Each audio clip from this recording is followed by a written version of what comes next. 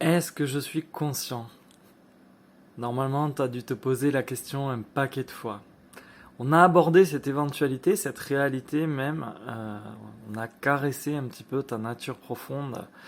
La dernière fois, le fait d'être conscient, en conscience. Et avant d'aller un petit peu plus loin dans mes explications, je vais devoir faire une petite bifurcation, une petite parenthèse, parce qu'il y a une subtilité en fait. T'es pas simplement une conscience, en tout cas une conscience individuelle, et moi une autre conscience. En fait, tu es la conscience, et moi aussi. Et il n'existe qu'une seule conscience finalement qui est projetée et qui anime tout être vivant. Et la nôtre de conscience, en tout cas celle telle qu'on l'aperçoit dans notre mental et corps d'humain, elle se forge une individualité qui va nous pousser à croire que dans un premier temps, moi je suis une conscience, tu en es une, et on est 8 milliards de consciences. Et on va croire aussi que je peux exister indépendamment de ton existence, alors que en réalité on est joints. Alors ça je le détaillerai plus tard, peut-être même dans d'autres niveaux. Mais on va devoir déjà effleurer un petit peu, très très légèrement et de manière très grossière, la notion du un et notre expérience de la séparation, de la dualité. Et la conscience dont je te parle, l'essence, tu sais, le principe vital de l'âme, cette énergie, en fait, elle est commune. Elle est, soit elle est tout, soit elle n'est pas. C'est exactement comme l'amour, en fait. Donc, on se projette, comment dire ça? On se projette dans la matière et dans le temps, ce qu'on appelle le monde. On se projette dans la matière et dans le temps pour expérimenter notre évolution. Pour finalement mettre à l'épreuve notre foi en l'amour. Cet amour avec un grand A, l'amour inconditionnel. Cette information, cette lumière qui accueille tout. Et dans cette projection, nous, on se voit comme des individualités, des corps, des particularités. Et à présent, on élargit un petit peu notre champ de perception et on se voit maintenant comme des consciences mais séparées. Et en fait, pour expliquer en tout cas ma vision, hein, c'est pas une vérité absolue. C'est un peu comme si tu prenais la lumière du soleil projetée dans un prisme, à travers un prisme. Tu vois, je t'ai fait un petit schéma. Donc là, tu as le 1, c'est la lumière qui est projetée à travers le temps et l'espace, le prisme. Bon, la pyramide est peut-être pas le symbole le plus heureux, mais c'est l'image que j'avais trouvée de base. Et une fois projetée dans le temps et l'espace, c'est-à-dire dans ce monde matériel, dans le monde, cette lumière qui est 1 se divise en en 8 milliards de particules, et par exemple, tu es du rouge et moi je suis du violet dans ce monde-là. Et donc en réalité, nous on se perçoit comme 8 milliards de couleurs, mais en fait on est tous la même lumière à la base. Tu vois ce que je veux dire. On est tous de la même essence, de la même nature. Pour reprendre la très belle image de l'océan et celle très mignonne utilisée par Caroline sur le mur des miracles, et bien en fait, depuis la montagne, tu vois, qui est très dure, qui est très dense, la matière, la roche, et bien notre chemin de cours d'eau, ce chemin parfois sinueux, et ben c'est un ruisseau, puis une rivière qui court jusqu'à l'océan, et ce cours d'eau va s'élargir un petit peu comme notre compréhension, en devenant un fleuve, et, euh, et finalement, ce cours d'eau, tu vois, qui glisse, finalement, c'est l'expérience du temps. L'eau ne remonte pas jusqu'à la montagne. Donc, cette expérience du temps, ben, tu vois, on va comme ça suivre le temps jusqu'à ce qu'on revienne à notre mer, à notre océan. Voilà, pour rester dans cette image-là. Et à ce moment-là, ben, le temps n'existe plus lorsqu'on se joint volontairement à cette immensité à l'océan. Et on va revenir à cette compréhension totale, à cette immensité que ton ego vous voulez absolument te cacher. Et du coup, on obtient finalement cette vérité, cette respiration continuelle, tu vois, des vagues, le sens de l'écume, de la vapeur, la fonction des nuages poussés par les vents, et puis celle de la pluie qui va, tu vois, qui va arroser les vallées, et la neige qui va tomber sur les sommets, ben, un peu comme, tu vois, les flocons, ben, des âmes revenues s'incarner à nouveau dans la matière et le temps pour expérimenter de nouveau ce cycle matériel sous ce ciel. Voilà, et ça me fait penser du coup, tu sais, à l'extrait du Logion 11 qui était assez costaud. Au jour où vous étiez un, vous vous êtes fait deux, et quand vous serez deux, que ferez-vous? Tu vois, ben en fait c'est la séparation et la non-dualité, l'unité en tout cas. Et ça nous amène du coup tout ça à aborder cette notion, le fait qu'il n'y ait qu'un seul véritable jeu. Et entre guillemets ce jeu. Et c'est ce que tu es, c'est ce qu'on est, toi et moi. Il n'y a qu'une seule conscience et c'est ça qu'on est en fait. On est une infinité d'âmes, d'étincelles appartenant finalement à ce même grand corps, grand tout, grand un, au service d'une même conscience. En d'autres termes, c'est peut-être plus facile à comprendre, on serait comme des frères et sœurs. Et on a tous un destin commun, c'est d'évoluer par l'amour et pour l'amour, par et pour l'amour. Voilà, ça serait joli ça. Et donc pendant plusieurs jours, l'exercice de la dernière fois, j'aimerais que tu le continues, de te demander à chaque fois, le plus souvent possible, si tu es conscient. Même, je t'invite même à le faire en fait tout le temps.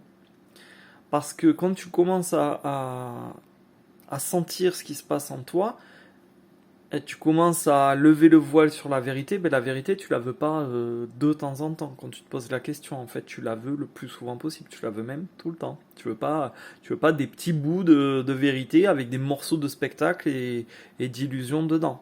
Tu veux la vérité. Donc de plus en plus, est-ce que je suis conscient? Et entendre, accueillir la réponse. Et ça va te permettre petit à petit si tu veux, de prendre l'expérience d'être conscient et de la laisser passer au premier plan. Et ton ego en fait va un peu reculer, il va être petit à petit un peu ridicule, un peu pathétique, un peu vide de sens en fait. Et au bout d'un moment, cette question, est-ce que je suis conscient, tu n'auras même plus besoin de te la poser. Par la suite, tu vas te la poser mentalement et au bout d'un moment, tu ne te la poses plus. Parce que tu seras, ça y est, tu seras quasiment en permanence en conscience. Et quand tu es en conscience, tu vas être capable d'accueillir tout ce qui se présente, tout ce qui vient à toi dans un état d'esprit approprié. Et tu vas voir que tout ce que tu expérimentes va pointer vers ce que tu es vraiment. Et ça va, en fait, ça va désigner le soi, l'âme, la conscience. Ça, on va essayer de le travailler aujourd'hui. J'aimerais maintenant que tu portes ton attention sur la conscience. J'ai envie de dire ta conscience, mais c'est faux, sur la conscience. Et elle n'a pas de forme, et pourtant elle est partout, et tout le temps. C'est un peu... on va prendre l'exemple de l'amour. C'est un peu comme l'amour, tu peux le sentir, tu peux l'éprouver, l'expérimenter, donc tu sais qu'il existe, mais tu peux pas le voir concrètement, tu peux pas le dessiner, tu peux pas te le représenter et tu peux pas le tenir entre tes doigts.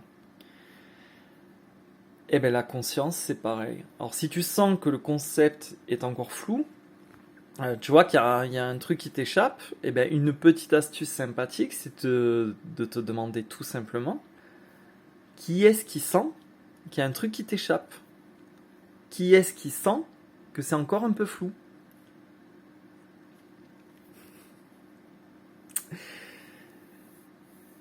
Tu vois, la réponse, tu l'as déjà. C'est la conscience. Et quand tu le sens, quand tu commences à capter le truc, tu redeviens conscient d'être la conscience. Conscient d'être conscient. C'est un peu l'exercice qu'on va aborder aujourd'hui.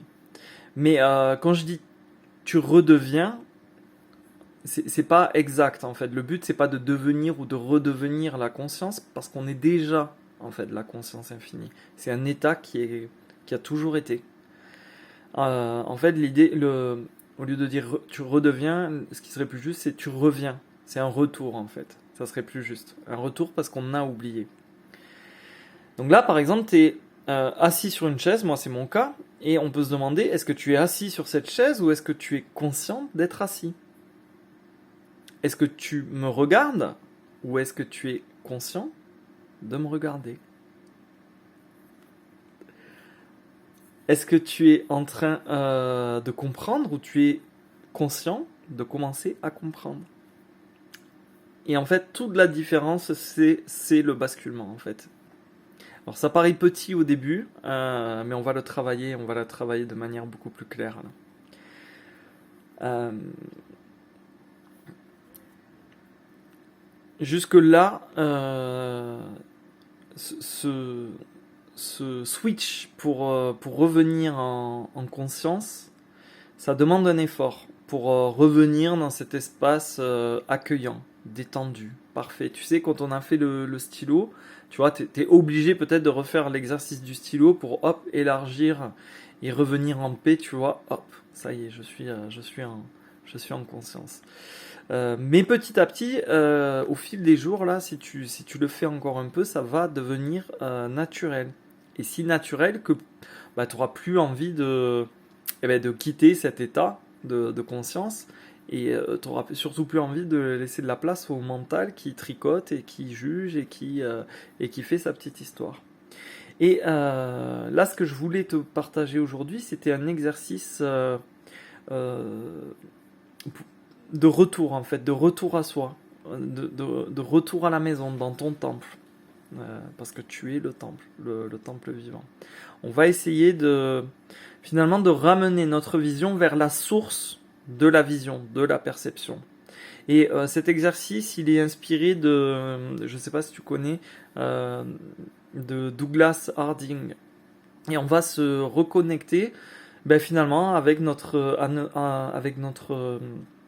essence, notre nature réelle. Et on va le faire en gardant les yeux ouverts. Et ça devrait être assez sympa. J'espère que ça va fonctionner. C'est un peu comme pour le stylo. En principe, ça marche. Est-ce qu'en vidéo, ça fonctionne? On va le voir ensemble et je vais devoir te poser. Ça y est, je t'ai posé. Donc là, ce qu'on va faire, on va se tenir les mains écartées de 20-30 cm, d'accord? Hop.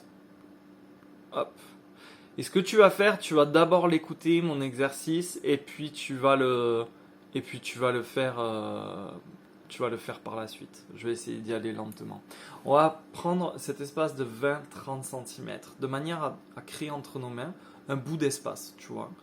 Et ce petit espace, tu le feras une fois que tu as écouté tout ça, il est complètement vide et il n'a aucune identité.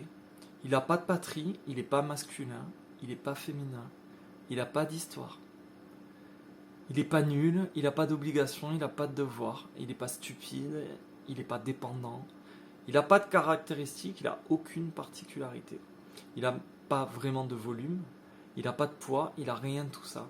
Et c'est précisément parce qu'il est totalement vide, parfaitement neutre, absolument vierge, c'est parce qu'il est pur, tu vois, qu'il peut accueillir tout, absolument tout, absolument tout. Mon ordinateur, mon écran d'ordinateur, le téléphone, les escaliers de ma mezzanine, le Velux, le cadre sur le mur de ma chambre, absolument, absolument tout. Et si j'avais la télévision allumée ou mon ordinateur branché sur les news, il accueillerait finalement tu vois, la guerre, les manipulations, les pénuries, les crises à répétition et toutes les représentations finalement du monde et des hommes. Et ton espace, en fait, cet espace, il dit oui à tout. C'est un espace d'accueil complètement épuré de tout jugement. Il est dépouillé de toute capacité à rejeter quoi que ce soit. Et par essence, il n'a même pas de filtre déformant. Et tout ce qui se présente est tel quel. Il n'a pas de mécanisme pour faire le tri, et encore moins pour trier ou refuser quoi que ce soit. Il en est incapable. Et cet espace d'accueil ne perçoit pas ce qu'un humain considère comme juste ou injuste, digne ou indigne. En ce sens, ton petit espace, il présente un peu les caractéristiques de l'univers, de la nature. Tu vois, il n'y a pas de juste ou pas juste dans la nature. Et en ce sens, on peut même aller plus loin. Il a même des caractéristiques divines, un petit peu de Dieu. C'est Dieu qui accueille tout sans juger, qui accueille tout comme ça, qui ne rejette rien. Cet espace, en fait, c'est un peu de l'amour inconditionnel. Il dit oui à tout ce qui apparaît en lui, tout simplement. Donc là, même ma propre image, ce qui est assez intéressant. Et entre tes mains, il n'y a pas la moindre notion de temps. Tout ce qui se passe est accueilli sans question, sans traitement, avec un amour pour toute forme d'expression et d'expérience. Cet espace vide, pur, il va répondre à la question qui je suis. Et visiblement, je ne suis pas cet espace. Parce que moi, je me sens plus dans mon crâne, tu vois, au-dessus de mes épaules. Et dans mes mains, c'est presque à 90 cm, tu vois, à 1 mètre, quoi. Donc je suis pas cet espace, je suis plus en périphérie de ma tête. Et objectivement, cet espace, il semble pas être conscient de lui-même. Il semble pas être conscient d'être un espace. J'ai pas l'impression qu'il perçoit. En tout cas, j'en ai pas de preuve. On dirait du coup un espace inanimé, sans âme, sans conscience. Et bien cet espace, tu vois, on va le prendre et le tenir comme une fenêtre ouverte, comme une feuille en fait. Et on va le ramener centimètre par centimètre vers ton visage. Et on va l'approcher en laissant les bords de cet espace s'écarter et se flouter. Et tu vas, les bords en fait, leur faire poursuivre leur course jusque derrière ton oreille, tes oreilles, et tu es en conscience.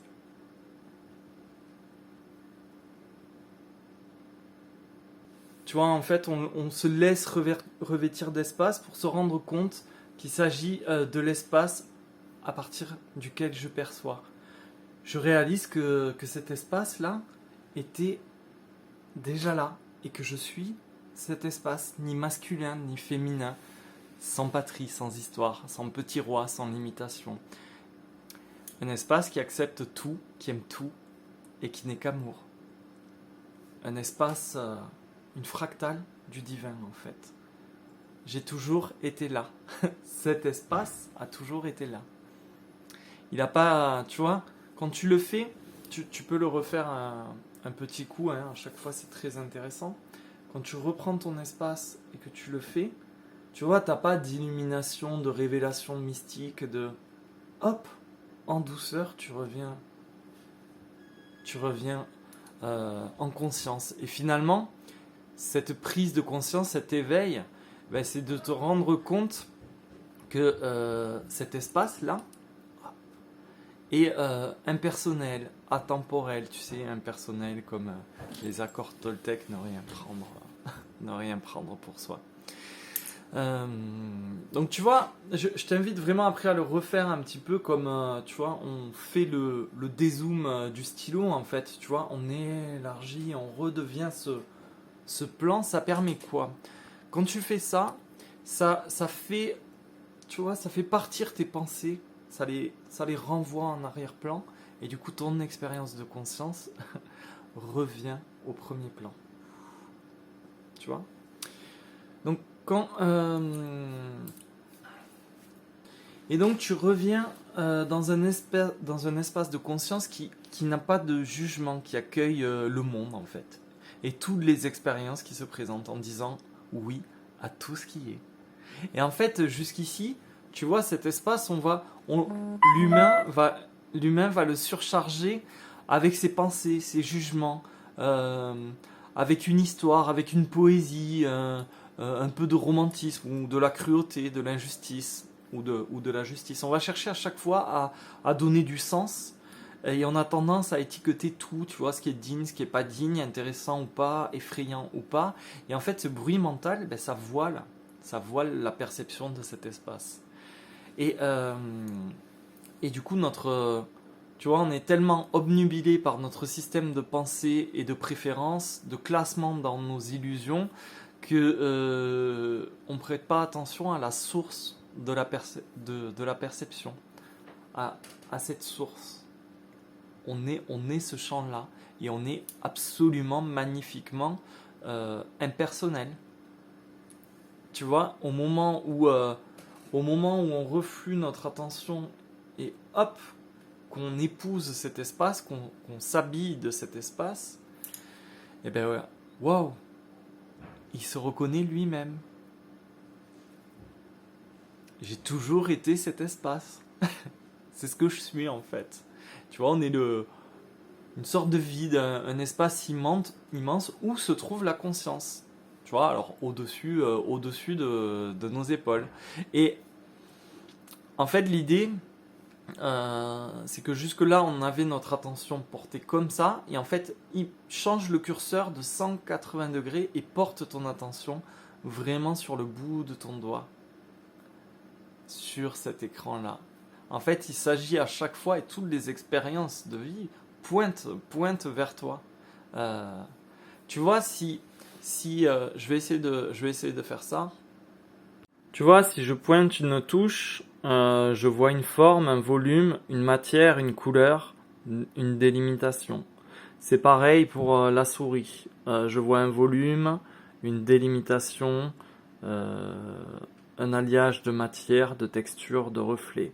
C'est pareil pour cette très jolie carte de Laetitia.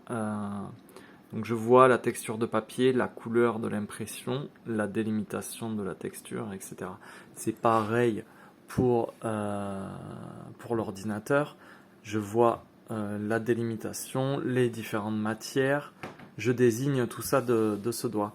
Je peux le faire pour mon pied, tu vois. Donc un très joli pied avec une très très belle chaussette noire. Donc je vois la texture, la délimitation, la matière. Je peux le faire pour mon bide. Et je vois que j'ai du bide d'ailleurs. Et tu vois, je vois la délimitation de mon ventre, les séquelles de tous les dégâts que je me suis infligés en mangeant des chips. Et c'est pareil pour mon torse, pour mon cœur, tu vois, j'ai ma cage thoracique, tout ça. Et par contre, et je t'invite à le faire, si je me pointe, eh ben là, j'ai plus de forme, j'ai plus de couleur, j'ai plus de texture. Je ne suis pas ma tête, je ne suis pas mon visage. Je suis, je ne suis plus quelque chose de limité. Je suis un espace clair, transparent, divin, la source de la perception qui a toujours été. C'est comment dire, c'est une perception à double sens. Tu vois, je vois le monde est vu, mais il n'est pas vu à partir d'une personne. Alors c'est d'autant plus troublant dans l'ère du téléphone où on est tout le temps en train de se prendre un selfie et de voir nos tronches. Euh, mais le monde, il n'est pas vu à partir d'une personne, il est vu à partir de la source, de cet espace vide que ton doigt désigne. Si tu le fais, tu vas bien le voir, que ça désigne quelque chose qui est là, qui est partout, qui est là, mais c'est pas mon visage, c'est pas mon corps tu vois ce que je veux dire? Le, le, la source de perception, l'espace d'accueil, de conscience, il a, il a pas de forme. Et du coup, ça, tu peux le faire, tu peux être dans un métro bondé et percevoir cet espace de vacuité. Tu vois? Et tu peux le désigner, tu es dans le métro bondé et hop, tu désignes cet espace de vacuité. Et là, tu vas réaliser que c'est le contraire. Tu n'es pas dans le métro. C'est le métro qui est en toi. Parce que ta perception englobe tout.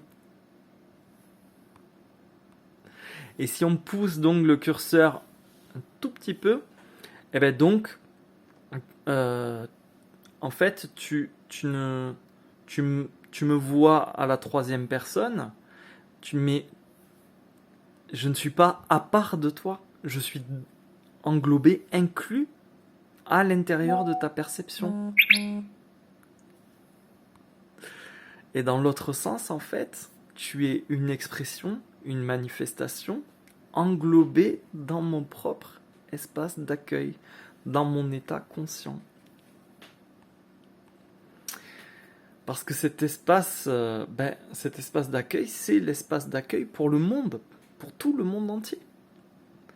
Et du coup, en fait, on est un peu l'écran constant, inchangeable, absolument parfait, sur lequel défilent les événements et se projette la vie. Et à partir de là, tu commences à saisir, à sentir, à cerner qu'on peut trier ce qui est inutile et ce qui est essentiel, ce qui est temporaire, ce qui est éphémère et ce qui est éternel. Et là, tu commences, je ne sais pas si je suis très clair, mais dans ma tête ça l'est, tu commences à entrevoir que tu es immuable, tu es inchangeable, tu as toujours été, et tu es ouvert à tout. Tu es de l'amour pur, qui accueille en son sein absolument tout, toute chose, toute expérience, toute rencontre. C'est en fait, si tu repointes vers toi, je te demande vraiment de le faire, ça va changer ta perception. Par exemple, si moi je tourne sur moi-même, eh bien en fait tu vas me voir comme un personnage à la troisième personne bouger effectivement, faire une rotation sur lui-même. Voilà. Tu me vois comme un personnage vu de l'extérieur. Et on s'identifie tous à cette troisième personne qui bouge, qui se déplace dans l'espace. Mais si tu pointes ton attention vers toi et que tu le fais, que tu portes ton attention sur ce fameux espace, on va le refaire. Tu vois, si tu te pointes du doigt cet espace-là, ta perception, tu la désignes comme ça et tu effectues la rotation, alors c'est le monde qui tourne autour de toi. Tu es dans l'axe central comme une caméra au milieu d'une scène 3D. Pour ceux qui connaissent un peu les logiciels 3D. Tu es ça et le monde bouge autour de toi. Alors bien sûr, tu vas me dire quand je marche, j'avance, etc. Mais en fait, c'est ton corps, si tu veux. On parle là de ton champ de perception. Parce qu'on a encore tendance à se projeter dans cette vision attachée au corps. Mais fais-le, tu verras, c'est très intéressant et ça date pas d'hier. Il y a des mystiques en fait, des derviches tourneurs, des mystiques en fait qui tournaient pendant des heures. Tu sais comme font les gamins en fait jusqu'à ne plus rien voir, tu sais, être étourdis. Et en fait, eux, ils le font en conscience pour se recentrer parce que pendant qu'ils tournent, en fait, il y a quelque chose qui est axé, qui est central, qui ne bouge pas, finalement, pour cesser d'être dans la dualité, en fait. Et donc, ils effectuaient ces rotations pour sentir pleinement cet axe. Voilà, en fait, le monde dans cet espace, qu'est-ce qu'on peut dire? C'est en fait la totalité des manifestations qui vont apparaître et disparaître, passer en fait en nous. Et ce grand film est perçu par cette présence totale, immuable, qui voit tout ce qui apparaît et tout ce qui disparaît. Les objets, les choses se déplacent dans cette grande scène. Ton corps se déplace dans cette grande scène, mais en fait tu n'es pas ton corps. Et t'es pas un objet. Et t'es pas une chose. Ce que tu es en fait ne bouge pas. L'espace que tu es, la conscience, permet à tout ce qui est contenu dans la vie de bouger librement. Mais toi, tu ne bouges pas. Tu es la conscience de tout ça. Tu es l'espèce de caméra embarquée qui embarque et qui inclut tout. Et là, on commence, j'espère, à effleurer que le mouvement du monde, finalement, apparaît en nous, dans cet axe stable qui a toujours été, qui est inchangeable. Et ce mouvement, il apparaît non seulement en nous, mais aussi comme une expression de nous-mêmes. Voilà, j'espère que c'est une brique de plus pour notre compréhension. Et la prochaine fois, on ira un petit peu plus loin parce qu'on n'est pas seulement cet axe-là, ni ce champ de perception. On est encore autre chose. On a d'autres éléments qui nous constituent. Et on va se reconnecter à notre cœur au fur et à mesure.